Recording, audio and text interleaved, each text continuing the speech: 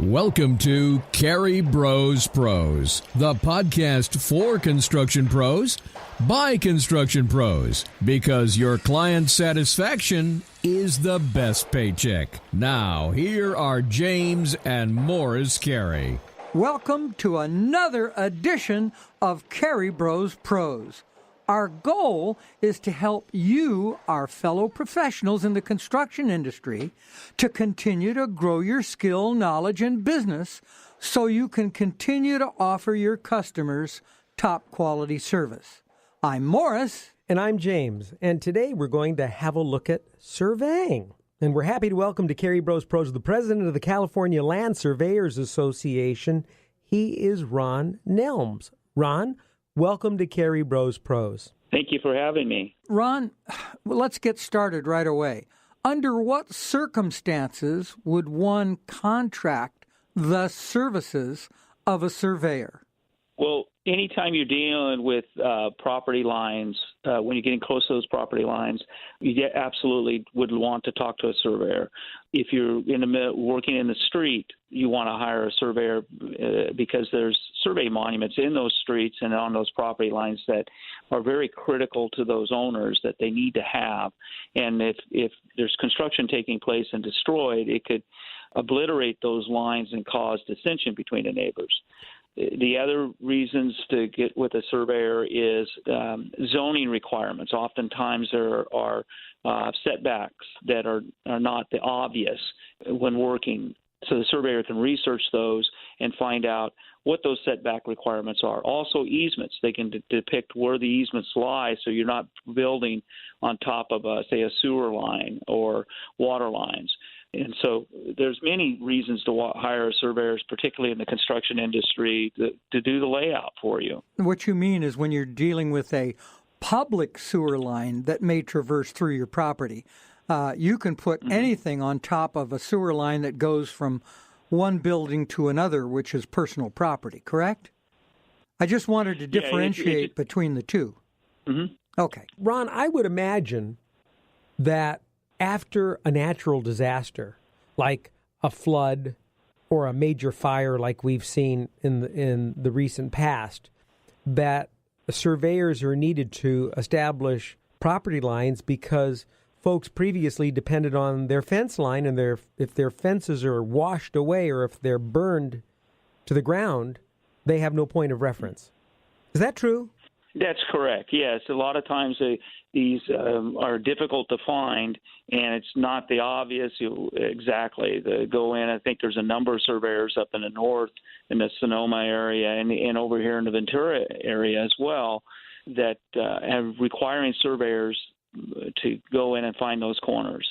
So what's involved in becoming a survey, and is there a licensing process as there is for a contractor, for example? Yes, absolutely. We're under the direction of under the BPELS, affectionately calling the Board of Professional Engineers, Land Surveyors, and Geologists. And there's a process that you have to have 6 years experience with taking what they call the LSIT review or exam, passing that, and then going on to a second exam to pass that. And so there's a stringent process to get your license, and then you have to have references as well. You can circumvent the 6 years by getting a 4-year degree from an accredited college in land surveying, such as Fresno State or Pomona.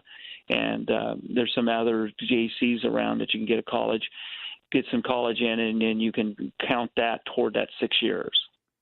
Is a surveyor a civil engineer? No. A civil engineer is a completely separate discipline. Land surveyor cannot practice civil engineering, nor can a civil engineer practice land surveying unless they were licensed before 1982. Sam Crabtree, who was our structural engineer, was a civil engineer. And also did surveying. And was licensed to do land surveying, but he was licensed in the 50s. Right. Yeah. Okay. Yeah. So we had it all in one back in the day. All right. So what I want to know, Ron, is what should I ask for or look for when it comes to searching for a good surveyor? Yeah, first of all, make sure that they have a license. Look up their license and make sure it's cleared with the Board of Registration. I would also, because I'm with CLSA, I would see if they are a CLSA member. And then there's a professional development program that CLSA has put forth to help the surveyors to stay up on top of the latest. And if they have that symbol, if you go to this CaliforniaSurveyors.org, sure, and it'll say find a surveyor, and you could look for the surveyor in there, and that's who CLSA would endorse as somebody that could do your work for you. And also, I would say, too, make sure they have insurance to cover all the workman comp insurance, E&O insurance, all the insurance program. What's E&O? Oh, error and omission. Okay, good. So if you make a mistake, they cover it. All right. Yes. Yeah. Do surveyors have specialties? There's some who specialize in construction staking, and that's what they do the best at. We're licensed to do all facets of land surveying, but such as myself, I mainly focus on the boundary and land planning and those sort of things. But there's others who do construction. There's others who do aerial. There's aerial photography. There's others that do topographic surveys, or what they call ALTAs, or American Land Title Association documentation and certification. So everybody they kind of do their specialty. So it's when you're looking for a surveyor, look for whether they have the experience in that area. Not everybody they're licensed to do both, but they focused on different arenas. Ron, as we discussed earlier, I'm going to guess that lots of people hire surveyors because they want to know where property lines are. Here's a good one. Should folks build fences along the property line? Yes, you can. It's kind of it depends on what you're trying to do. If you build it on exactly on your property line, now you are a common fence. If you put it a little bit on yours, say a few inches, this is now your fence. And oftentimes, because you put it on your property, you may not want somebody to attach to your wall or fence. And so it may leave a little gap, but they use it for that purpose oftentimes because they do not want them to attach to their wall or fence. I guess that then would not be called a, quote, good neighbor fence. Right, exactly. Okay. Yeah. What is a survey monument? A survey monument can be lots of different things. Today, most of the surveyors will use a rebar, a half-inch diameter, or mostly a 5/8 or a half-inch diameter rebar, and then put a plastic cap on top of it. That's one survey. Okay. Others use iron pipes and they fill it with a wood hub or concrete and then put their tag. All survey monuments today have to be tagged by the licensed surveyor, and it has their number on it.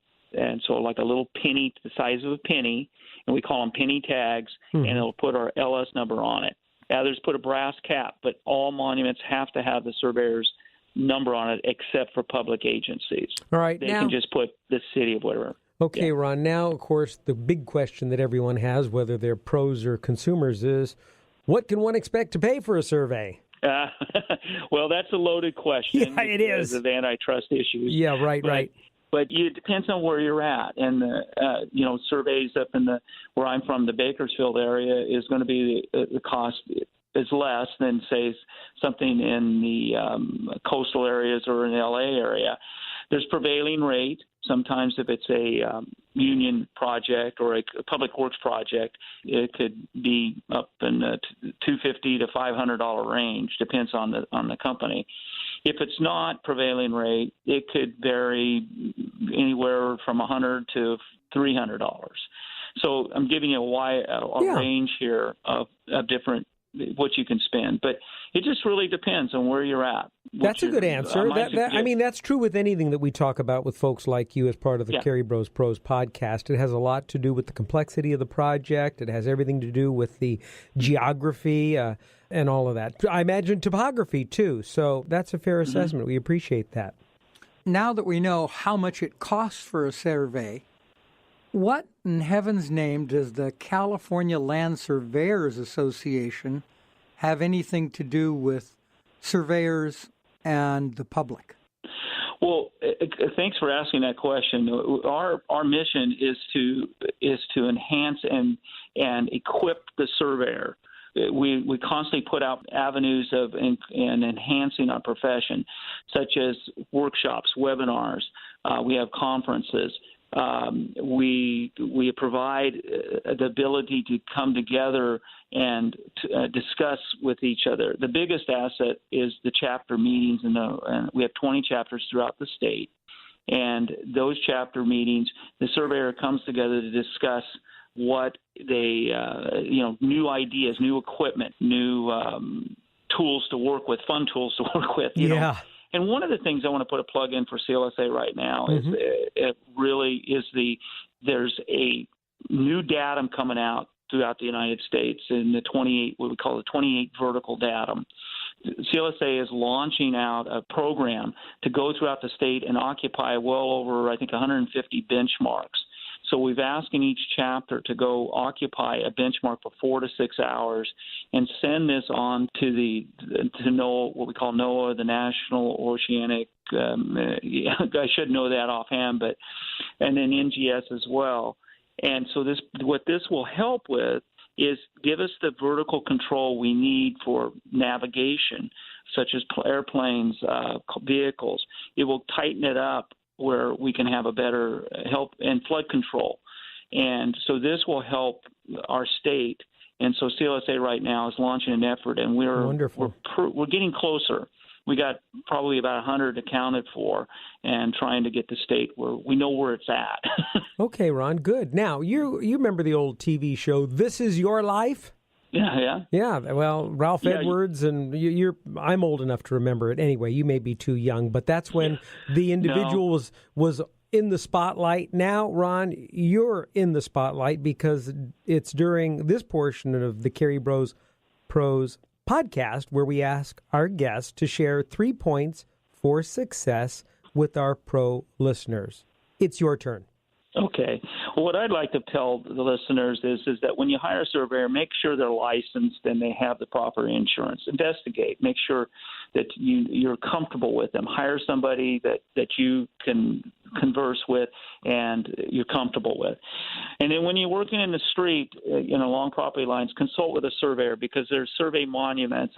My forte is mainly on boundary work and dealing with those neighbors who are fighting with each other of where that fence should go, because they were lost in the construction phase of somewhere. So make sure that you preserve those monuments by asking a surveyor, is there monuments in this area that I need to protect? And then third, become aware of what a survey monument looks like.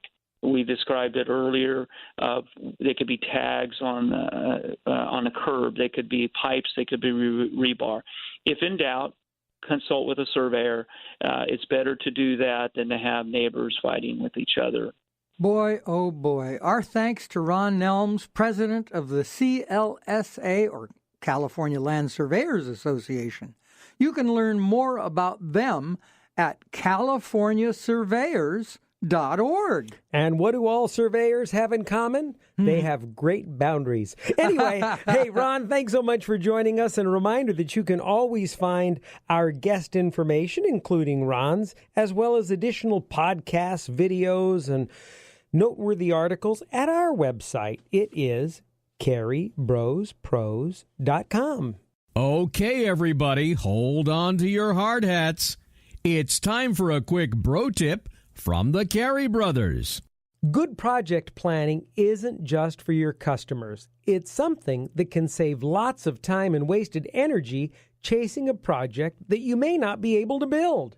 This is particularly true when it comes to an addition to an existing home.